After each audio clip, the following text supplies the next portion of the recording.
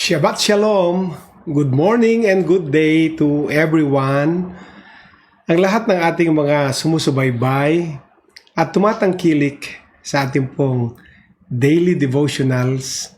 Ngayon po ay November 14, 2020 and it's Saturday. Ang aking pong broadcast ay ginagawa sa Wan Chai, Hong Kong, China. At alam ko po na ang ating pang-araw-araw na programa, ang ating daily devotional, Mondays to Saturdays, ay nagsisilbing pagpapala po sa inyong lahat, mga giliw nating tumatangkilik at sumusubaybay. Alam ko po na pinagpapala kayo. Katulad din ng maraming mensaheng tinatanggap ko po mula sa ating mga viewers na sila ay pinagpapala ng Diyos sa pamagitan ng ating programa. Pwede pa nating i-extend yan sa mas maraming tao. Pindutin niyo po yung share button sa inyo pong Facebook, sa inyo pong cellphone, at nang sa gayon maging multiplier po tayo. Pwedeng tanggapin din ng ating mga kaibigan, kaklase, kaopisina, katrabaho, at mga mahal sa buhay ang parehong biyayang tinatanggap po ninyo. Bago po ako magsimula sa ating pong pangangaral ngayong umaga, ay inaanyayahan ko po ang bawat sa inyo na samahan ako sa panalangin. Let us pray.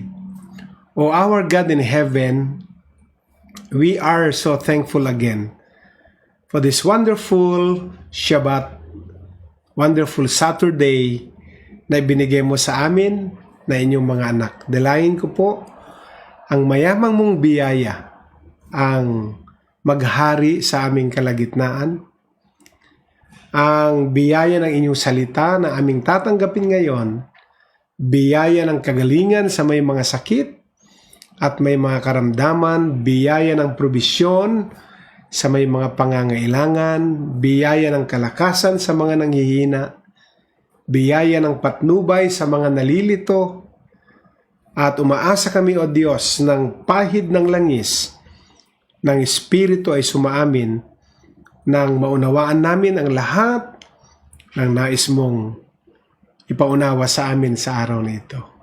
Gamitin mo uli ang iyong lingkod na maging daluyan ako ng mayamang mong biyaya sa aking mga kapatid. Maraming salamat po. Pinupuri ka namin, dinadakila ka namin sa tanging pangalan ni Jesus. Amen and Amen. Purihin ang Diyos. Alam ko po ang ating mga puso ay handa nang tanggapin ang biyaya ng salita ng Diyos. Ito po ang ating topic ngayon. What will be your response? What will be your response? Yan po ang tanong na sasagutin ng ating topic ngayon. At iugnay po natin ang pagbasa sa Job chapter 1 verses 1 to 12. And along the way po itutuloy natin hanggang verse 19. Dahil diyan po iikot ang ating pag-uusapan. And so I will read from the New International Version Bible, ang Job chapter 1, verse 1. Ito po ang sabi. In the land of Uz, there lived a man whose name was Job. This man was blameless and upright. He feared God and shunned evil. He had 7 sons and 3 daughters. And he owned 7,000 sheep, 3,000 camels, 500 yoke of oxen, and 500 donkeys, and had a large number of servants. He was the greatest man among all the people of the East. His sons used to hold feasts in their homes on their birthdays, and they would invite their three sisters to eat and drink with them. Verse 5. When a period of feasting had run its course, Job would make arrangements for them to be purified. Early in the morning, he would sacrifice a burnt offering for each of them, thinking, perhaps my children have sinned and cursed God in their hearts. This was Job's regular custom. One day, the angels came to present themselves before the Lord, and Satan also came with them. The Lord said to Satan, "Where have you come from?" Satan answered the Lord, "From roaming throughout the earth, going back and forth on it." Then the Lord said to Satan, "Have you considered my servant Job? There is no one on earth like him. He is blameless and upright, a man who fears God and shuns evil." "Does Job fear God for nothing?" Satan replied. "Have you not put a hedge around him and his household and everything he has? You have blessed the work of his hands, so that his flocks and herds are spread throughout the land. But now stretch out your hand and strike everything he has, and he will surely curse you to your face." End of reading sa verse 11. Ituloy pa natin hanggang verse 12. Verse 12. So the Lord said to Satan, "Very well then, everything he has is in your power. But on the man himself, do not lay a finger." Then Satan went out from the presence of the Lord. End of reading. So ang binasa po natin ay Job chapter 1 verses 1 to 12. Para sa ating mga late tuners, ang topic po na dinidiscuss ko ay what will be your response? At ang main character sa ating pag-uusapan ay walang iba kundi si Job. Sa chapter 1, Job chapter 1 describes Job as a perfect and upright man who feared God and turned away from all evil. Dito po sa bungad pa lang ng chapter 1 ng Job, Book of Job chapter 1, dinescribe na agad si Job bilang isang perfect and upright man na may takot siya sa Diyos at siya'y lumalayo sa gawang masama. Kumbaga, sa kanyang panahon ay masasabi nating isang banal na sumusunod sa Panginoon, sa Diyos, sapagkat sa kabila ng kanyang mga biyayang tinatamasa, sa kabila ng almost perfect na pwede nating sabihing klase ng pamilya niya, sa almost perfect na buhay, ay nakitaan natin siya ng pagiging upright, ng pagiging matuwid sa paningin ng Diyos, na mayroon siyang takot sa Diyos at siya ay lumalayo sa gawang masama. Ano po ang naging resulta ng kanyang pagiging perfect, upright, and because he feared God and turned away from all evil? God blessed and prospered the work of his hands until he was the greatest man among all the people of the East.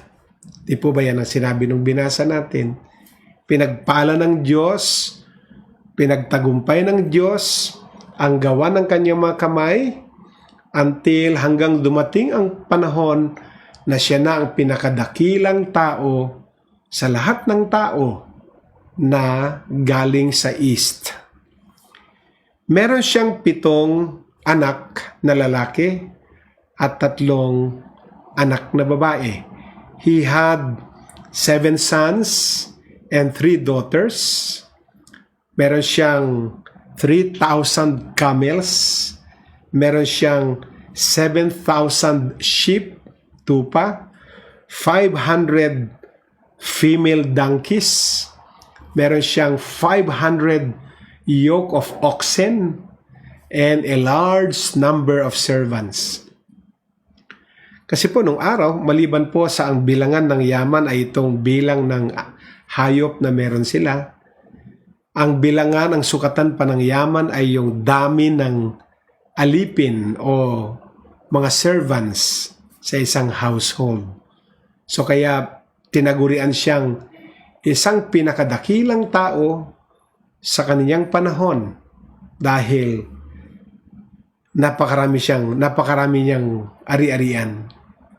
And he was greatly admired and he was greatly respected all over the country.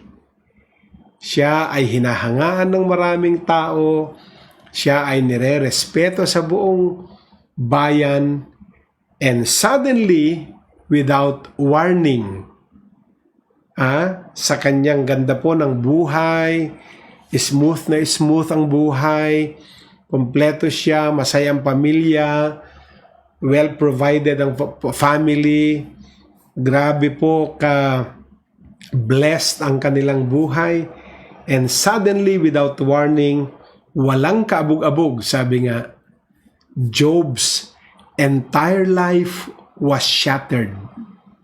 Bakit po? In one day, all of his possessions were destroyed. Isang araw, wala pong babala, walang warning na binigay sa kanya. Ang napakagandang, sabi nga natin, almost perfect na buhay ni Job ay nawasak, na shattered. Job's entire life was shattered. Ano pong nangyari?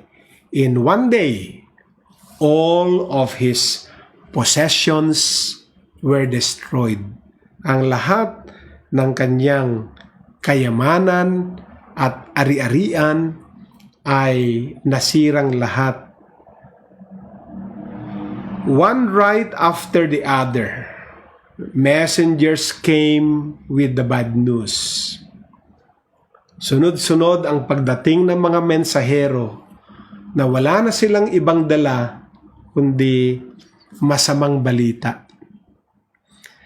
At ang unang masamang balita na dala ng first messenger, going now to verse 14 sa ating pag-aaralan ngayon, Job chapter 1 verse 14, at babasahin natin hanggang verse 15.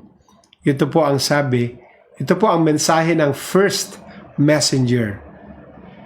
A messenger came to Job and said, "The oxen were plowing and the donkeys were grazing nearby. And the Sabaeans attacked and made off with them. They put the servants to the sword, and I am the only one who has escaped to tell you." Yan po ang unang balita. While he was still speaking, habang nagre-report yung first messenger sa kung anong sinapit ng kanyang mga donkeys, kung anong ginawa ng mga Sabians, yung mga nag-atake sa kanila. At sabi nga po sa NIV, the oxen were plowing and the donkeys were grazing nearby, and the Sabaeans attacked and carried them off. Ninakaw lahat. Pinatay lahat ang kanyang mga alipin. Servants, they put the servants to the sword, and I am the only one who escaped to tell you. And while he was still speaking, another messenger arrived and told him another bad news. Going to verse 16. Tingnan niyo po ang verse 16. This is verse 16 now. Di pa tapos ang report ng first messenger. Ito na po ang report ng second messenger. While he was still speaking, another messenger came and said, "The fire of God fell from the heavens and burned up the ship and the servants, and I am the only one who has escaped to tell you." Yan po ang pangalawang mensahe. Hindi pa nga tapos ang unang report, dumating ang pangalawang report, at ang sabi, "The fire of God fell from the sky and burned up the ship and the servants." May apoy na galing sa kalangitan at tinupok, nasunog ang iyong mga tupa at ang inyong mga servants na nagbabantay sa mga tupa. At ang sabi niya, "I am the only one who has escaped to tell you." Ako lang ang hindi namatay, ako lang ang naiwan, ako lang ang nabuhay, ako lang ang buhay para dalhin sa iyo ang mensaheng ito. Before the second messenger could get the words out of his mouth, a third messenger came running up to Job and said, alam niyo, verse 17 ng kasunod, hindi pa nasasabi lahat ng second messenger ang kanyang mensahe kay Job, ay nandyan na ang tumatakbong palapit na pangatlong mensahero para dalhin ang pangatlong masamang balita kay Job. At ito ay nasa verse 17. At ito po ang sabi sa verse 17. Basahin ko po. While he was still speaking, yung second messenger, another messenger came and said, "The Chaldeans formed 3 raiding parties and swept down on your camels and made off with them. They put the servants to the sword, and I am the only one who has escaped to tell you." Ang pangatlo pong mensahero, sabi niya, dumating ang mga Chaldeans na 3 partidong nag-raid sa amin at kinuha nila ang mga camels, dinala mga camels at pinatay nila ang iyong mga servants sa pamagitan ng sword, at ako lang ang nabuhay para ibalita sa iyo, i-report sa iyo ang mga nangyari. Ano pa po? Ang kasunod na istorya. Ano pong inaasahan ninyo? Meron bang verse 18 and 19? As he was speaking, a fourth messenger arrived with a message that struck Job like an arrow piercing his heart.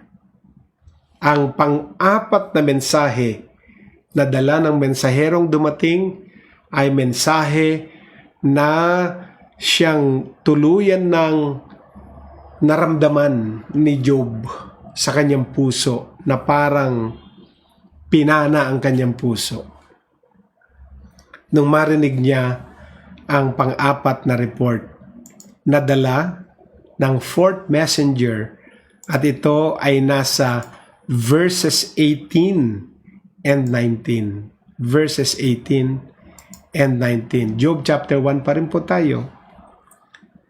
Ang nakalagay po dyan, while he was still speaking, yung third messenger, yet another messenger came and said, "Your sons and daughters were feasting and drinking wine at the oldest brother's house, when suddenly a mighty wind swept in from the desert and struck the 4 corners of the house. It collapsed on them, and they are dead. And I am the only one who has escaped to tell you." End of reading sa report nung fourth messenger. Ano istorya ng fourth messenger?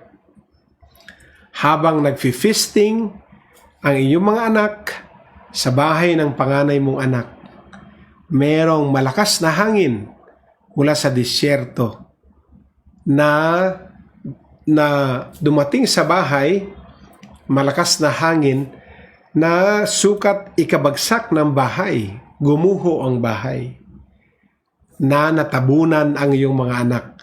Patay lahat sila. At ang sabi ng fourth messenger, ako lang ang nabuhay upang dalhin sa iyo ang mensaheng ito. Ito po ang mga nangyari sa buhay ni Job.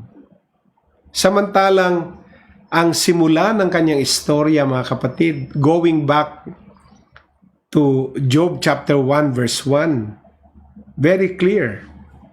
In the land of Uz, there lived a man whose name was Job. Sino siya?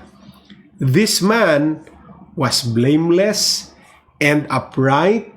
He feared God and shunned evil. So, yan po ang kanyang sitwasyon.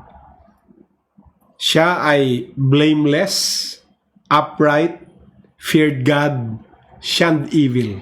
4 na katangian ang nakita natin sa buhay ni Job. 4 din na mensahero ang dumating para dalhin sa kanya ang masasaklap na balita na yung lahat ng kayamanan at ang pamilyang mga anak niyang 10, 7 lalaki at 3 babae na mahal niya. Bakit ko nasabing mahal na mahal niya? Sapagkat bago magsimulang mag-feasting, mag-celebrate ang kanyang mga anak, nag-o-offer siya ng burnt offerings sa mga anak niya. Isang offering sa bawat isang anak. Ina-advance na niya, hinihingi na niya sa Diyos, sa kanyang Diyos, na siya ng kanyang mga anak ay patawarin, na baka sakaling sa kanilang kasiyahan, sa kanilang selebrasyon ay malait nila ang Diyos na Diyos ni Job ng kanilang tatay. Kaya ina-advance na niya ang sakripisyo. Ganon siya. Mapagmahal siya sa pamilya. Mapagmahal siya sa kanyang mga anak.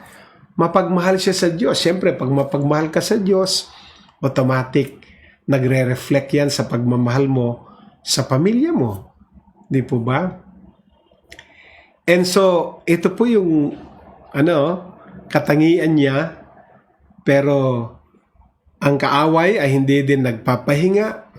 At ang sabi niya, si Satan, nung tanungin ng Diyos, nakita mo bang aking lingkod na si Job? Siya ay pinagmalaki ng Diyos ang kanyang mga katangian. Pero ang sabi ni Satan, kaya ka lang sinasamba niyan. Dahil pinagpapala mo ang gawa ng kanyang mga kamay. Subukin mong alisin yung blessing. Sigurado, susumpain ka ni Job. At call.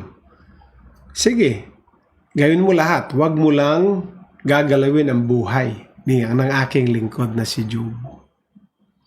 So, inalaw na subukin, pero may limitasyon ang inalaw na pagsubok kay Job. Hindi pwedeng gawin ni Satan ang gusto niyang gawin to the point na ikamatay, ikasira ni Job.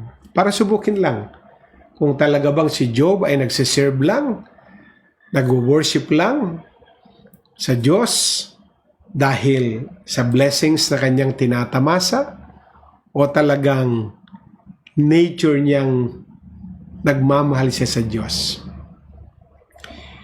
You do not know what you may be facing today.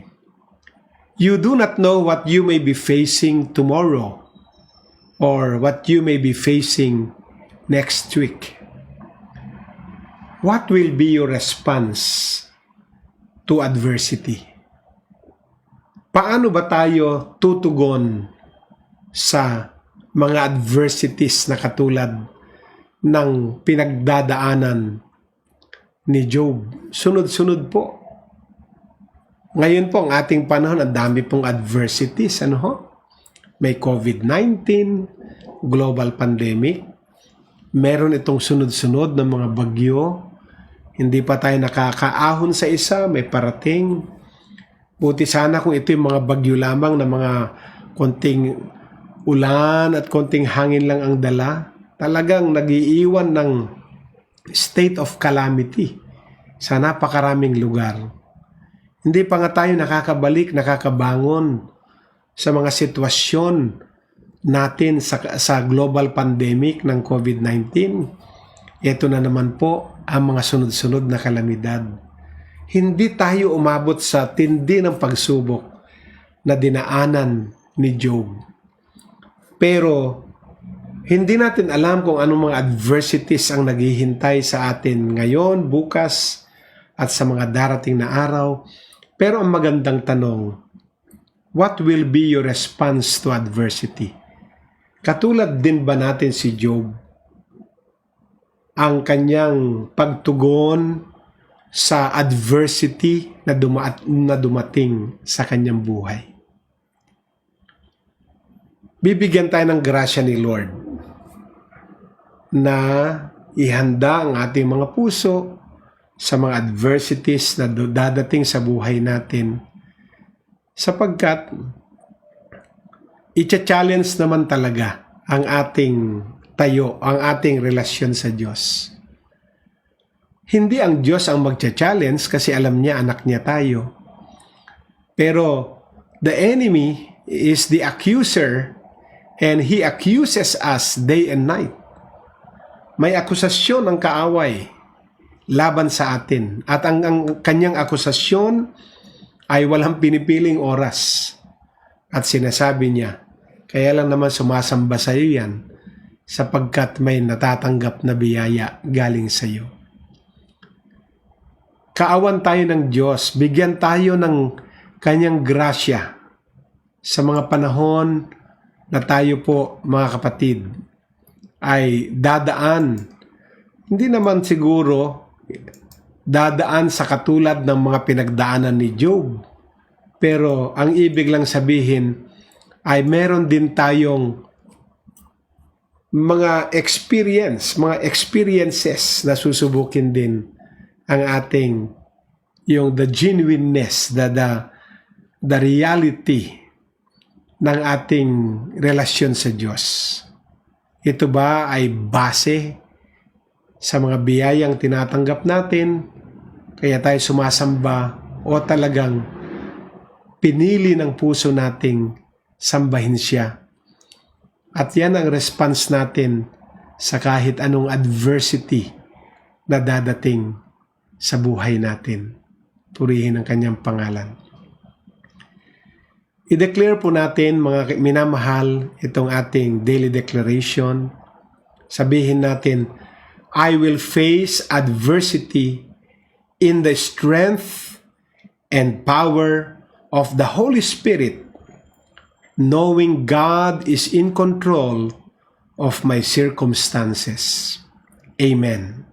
One more time. Let's say, I will face adversity in the strength and power of the Holy Spirit, knowing God is in control of my circumstances.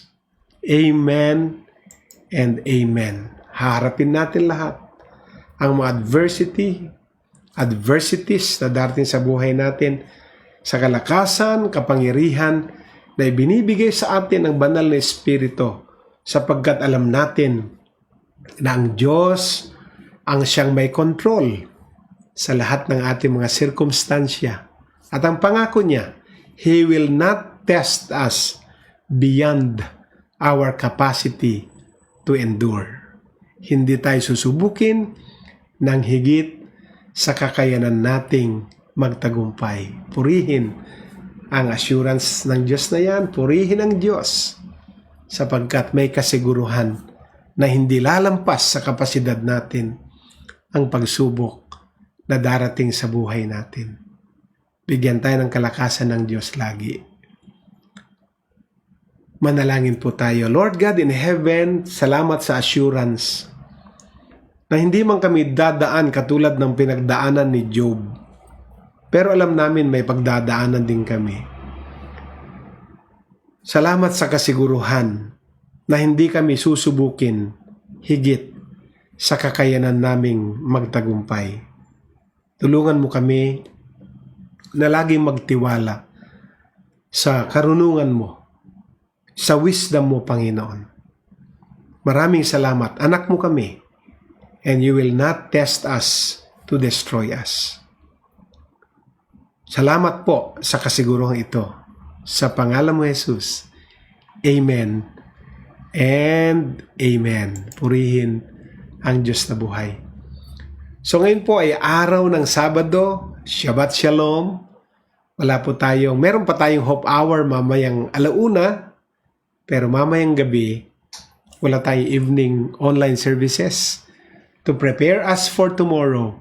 Kasi po, Sunday bukas, marami pa po mga simbahan ang walang mga Sunday services, kaya online pa rin tayo.